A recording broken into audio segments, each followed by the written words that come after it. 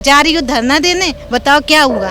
तो हम लोग कहते हैं कि चल रहा है, हो जाएगा। घर वालों को मनाना पड़ता है, बहुत ज़्यादा कष्ट झेल कर आते। सेफ नहीं रहती हैं लड़कियां हर जगह पे, लेकिन वो चीज़ भी वो सब कष्ट भी हम लोग झेल रहे हैं। सरकार का ये स्लोगन है कि बेटी पढ़ाओ बेटी बचाओ एंड बेटी को धरने पे बैठाओ, ये आपका स्लोगन है। कार्रवाई जीरो है जी, महिला सशक्तिकरण है, सेफ्टी है। हम लोगों की ट्रेन में आते इतने दूर दूर से आते हैं, जाते हैं, यहाँ बैठे, बारिश हो रही, धूप निकल रही, महिला सशक्तिकरण है। 69,000 शिक्षक भर्ती अभ्यर्थी लगातार प्रदर्शनरत है। वो अपनी मांगों को लेकर सरकार से लगातार गुहार लगा रहे हैं। आज उनके प्रदर्शन को 84वां दिन है और इस वक्त मैं मौजूद हूँ राजधानी लखनऊ के इको गार्डन में और यहाँ पे भारी संख्या में शिक्षक भर्ती अभ्यर्थी मौजूद है। आज हम सीधे उन्हीं से बातचीत करेंगे और उनकी परेशानियों के बारे में जानने की कोशिश करेंगे। मैम, आप लंबे समय से यहाँ पे प्रदर्शनरत है, इस पर आप क्या कुछ कहना चाहेंगे? इसके पीछे का कारण क्या है? इसके पीछे का कारण है सरकार एंड सरकार के अधिकारी जो हमारे मैटर को बिल्कुल संज्ञान में नहीं ले रहे हैं, हमें पिलर टू पिलर मूव करा रहे हैं, जबकि हमारा मांग लीगल है, कोई भी इलीगल नहीं है प्रोसेस। क्योंकि हमारा सुप्रीम कोर्ट से हम जीत चुके हैं, 1 नंबर हमें मिल चुका है 69,000 रुपये कुंजी में। तब पे भी सुप्रीम कोर्ट का ऑर्डर आए 11 माह हो चुका है, तब पे भी सरकार बस हमें मूव करा रही है, बस हमें आश्वासन दे रही है कि आपका प्रोसेस चल रहा है, बट हमें कभी कहीं भी दिखाई नहीं दे रहा है। आज हम मतलब कि विवश हो चुके हैं। आज हमारे धरने का 84th डे है। कभी भी नहीं सोचा था कि ये सरकार के अधिकारी का रवैया इतना ढीला हवाली होगा कि हमें मतलब कि धरने पे बैठने पे मजबूर हो जाएंगे हम। सरकार का ये स्लोगन है कि बेटी पढ़ाओ बेटी बचाओ एंड बेटी को धरने पे बैठाओ, ये आपका स्लोगन है। कि हम मजबूर हो चुके हैं धरने पे बैठने पे। किसी को शौक नहीं है बैठने का, लेकिन मजबूरी है ना कि हमें बैठना पड़ रहा है, ये सरकार और सरकार के अधिकारियों की वजह से। आप लंबे समय से यहाँ प्रदर्शन रहते हैं, इसके पीछे आपको क्या क्या कठिनाइयाँ झेलनी पड़ रही हैं? इसके पीछे हमें बहुत ही कठिनाइयाँ झेलनी पड़ रही हैं। हमारे साथ बहुत ही महिला साथी थी जिनकी तबीयत ख़राब हो चुकी है, जिनको चक्कर आ चुके हैं, कई महिलाएं बेहोश हो चुकी हैं। बाकी वॉशरूम इतनी दूर है, हमें सोशल डिस्ट्रैक्शन का सामना करना पड़ता है। लोग पूछते हैं कि बेटा आपके मैटर का क्या हुआ। आई एम ऑलवेज स्पीचलेस, मैं कुछ नहीं बोल पाती हूँ कि प्रोसेस चल रहा है, मैं क्या बताऊँ घर पे। कि लोग पूछते हैं कि 4 साल हो चुका है, हमारा मैटर आज तक शॉर्ट आउट नहीं हो चुका है, बस सरकार और सरकार की अधिकारियों की वजह से। एक तरफ सरकार बात करती है महिला सशक्तिकरण की और एक तरफ आप लोग यहाँ पे धरना प्रदर्शन कर रहे हैं, इस पर आप क्या कहेंगी? बस ये आप देख रही हैं कि ये बस एक वो है कि जुमलेबाजी है कि एक तरफ तो दिखाते हैं कि हाँ मैं बेटियों की बहुत रिस्पेक्ट करता हूँ और एक तरफ बेटियों को यहाँ धरने पे बैठाने पे विवश किया जा रहा है। तो यही कह सकते हैं कि बस एक जुमलेबाजी है, बाकी कुछ नहीं। मैम, इसके पहले आप लोगों ने मुख्यमंत्री निवास का घेराव किया था, तो उसके बाद से कोई कार्रवाई हुई इस पर? कार्रवाई जीरो है। उस मतलब कि अगर हाई कोर्ट मतलब कोर्ट का ही सहारा हम लोगों को है और कुछ नहीं। और ये जो कार्रवाई मतलब हम लोग ये सीएम का आवास भी घेरे, उसके साथ साथ एससीईआरटी का भी घेराव किया, उसके साथ साथ शिक्षा मंत्री के यहाँ भी घेराव किया। ऐसा कोई जगह नहीं है जहाँ पर ज्ञापन ना सौंपा गया हो।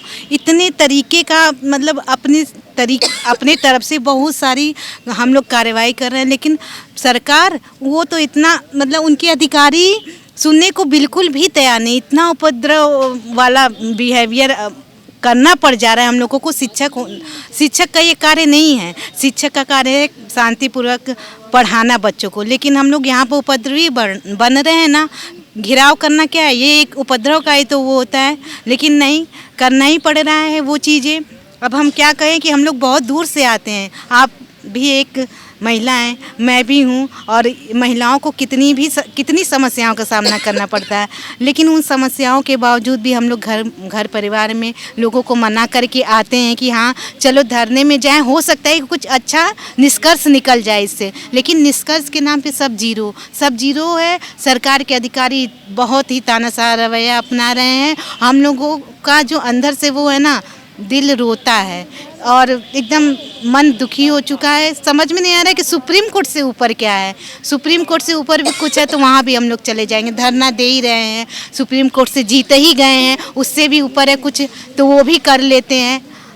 कोर्ट में मामला चलता है, डेट पे डेट लग जाती है, और ये जो डेट पे डेट लगती है ना, उसके बीच का जो दिन होता है ना, इतना कष्टकारी होता है। लोगों को बताना पड़ता है कि लोग पूछते हैं ना कि क्या हुआ तुम्हारे मैटर, जा रही हो धरना देने, बताओ क्या हुआ। तो हम लोग कहते हैं कि चल रहा है, हो जाएगा, घर वालों को मनाना पड़ता है। बहुत ज़्यादा कष्ट झेल कर आते हैं, सेफ नहीं रहती हैं लड़कियां हर जगह पे, लेकिन वो चीज़ भी वो सब कष्ट भी हम लोग झेल रहे हैं। समझ में नहीं आ रहा है कि ये सरकार को क्यों नहीं दिख रही है। ये महिला सशक्तिकरण है। एक तरफ अगर बात करें, आप महिला हैं तो इससे आपको सोशल में मतलब सोसाइटी में क्या कुछ झेलना पड़ता है? आप लोग प्रदर्शन करने आते हैं तो इससे आप सोसाइटी में आपको इससे क्या झेलना पड़ता है? सोसाइटी में जवाब देने पड़ते हैं। वो लोग कहेंगे कि अरे धरना दे रही हैं, कुछ काम हो नहीं रहा है, धरना दे रही हैं, महिला होकर के धरना दे रही हैं, कुछ नहीं होता है इस सब से, जो सरकार चाहेगी वही होगा। इस तरह की अवधारणा सबकी बन गई, मानसिक प्रताड़ना झेलनी पड़ रही है हम लोगों को। अब क्या करें, बहुत ही दुखद घटना है। सब कुछ हम लोग करके देखे हैं। अब यही लास्ट में आपका आमरण अनशन कर सकते हैं या फिर सुसाइड कर सकते हैं। बताइए अब हम लोग क्या करें, सुसाइड के अलावा कुछ है? समाज का भी झेलना पड़ रहा है ना।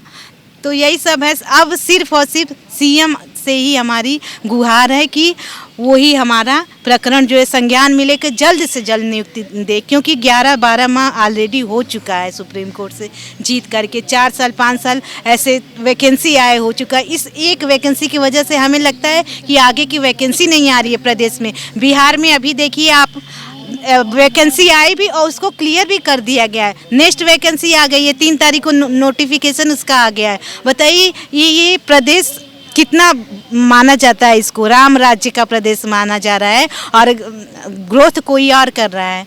यही सब चीज़ें हैं, बहुत मन दुखी है। कुछ मतलब शब्द भी ख़त्म हो गए हैं बोलते बोलते।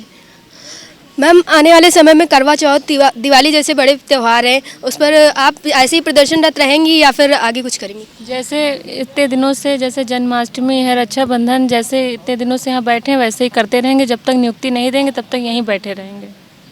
मैम, एक तरफ महिलाओं को आरक्षण मिल रहा है और यहाँ पर आप लोग प्रदर्शनरत हैं, इस पर आप क्या कहेंगी? यही कहेंगे, जब योग्य शिक्षक यहाँ बैठे हैं धरने में, ऐसे कहते हैं योग्य नहीं मिलते, और जब सुप्रीम कोर्ट का ऑर्डर आए योग्य मतलब हम लोगों को घोषित कर दिया गया तब भी नहीं दे रहे हैं और कह रहे हैं योग्य शिक्षक नहीं मिल रहे हैं। आरक्षण वाला है, जैसे ये महिला आरक्षण है, कहते हैं कि महिला आरक्षण है, ये है वो है, पर ज़मीनी स्तर पर तो कुछ नहीं दिखाई देता है। मैम, आने वाले समय में जाहिर सी बात है कई चीज़ें होंगी, सब कुछ होगा। आप लोग आगे का कुछ आपका प्लान है या फिर बस ऐसे ही करना है आगे? मैम, आगे तो हम तब जाए ना जब हमारे साथ न्याय हो। जब सुप्रीम कोर्ट का ही सम्मान नहीं करे तो आगे की प्लानिंग क्या बताएं। अभी तो हमें यही है कि हमें नियुक्ति मिल जाए, वो तब हम आगे का सोचें। जब हमें सरकारी नियुक्ति नहीं देना चाहती है, सुप्रीम कोर्ट का सम्मान नहीं करना चाहती है, तो आगे का प्लान क्या बनाएंगे? एक तरफ सरकार महिला सशक्तिकरण पे कंगना रनौत से पुतला दहन कराती है और आप लोग इस पे क्या कहेंगे? आप देख तो रहे क्या महिला सशक्तिकरण दिख रहा है आपको? यहाँ धरने में बैठे हैं हम, जी महिला सशक्तिकरण है। सेफ्टी है, हम लोगों की ट्रेन में आते हैं, इतने दूर दूर से आते हैं, जाते हैं, यहाँ बैठे, बारिश हो रही, धूप निकल रही, महिला सशक्तिकरण है। आपको लग रहा है महिला सशक्तिकरण है? दीदी आती हैं, शादीशुदा अंकल जी, इतने बूढ़े बूढ़े लोग आते हैं, बच्चे आते हैं, महिला सशक्तिकरण दिख रहा है आपको? सर, 2024 के लोकसभा चुनाव में क्या आप इसका कुछ रंग दिखाएंगे कि 2024 के लोकसभा चुनाव में आप किसे लाना चाहते हैं, या ये लोग आपको अब भर्ती नहीं दे रहे हैं, इस पर आप 2024 के लोकसभा चुनाव पे क्या कहेंगे? देखिए, लोकसभा चुनाव 2024 अभी बहुत दूर की बात है। सबसे बड़ी समस्या हमारी है कि हमको कोई राजनीतिक मतलब हमारा कोई उद्देश्य नहीं है कि मतलब चुनाव आ रहा है तो हम अपनी मांग रखने चले आए हैं। हम लोग का एक लॉजिक है, सुप्रीम कोर्ट का फैसला है, उसका अनुपालन कर दिया जाए। हम लोगों को जितने भी लोग कट ऑफ में आ रहे हैं उनको नियुक्ति दे दी जाए, हम लोग चले जाएंगे।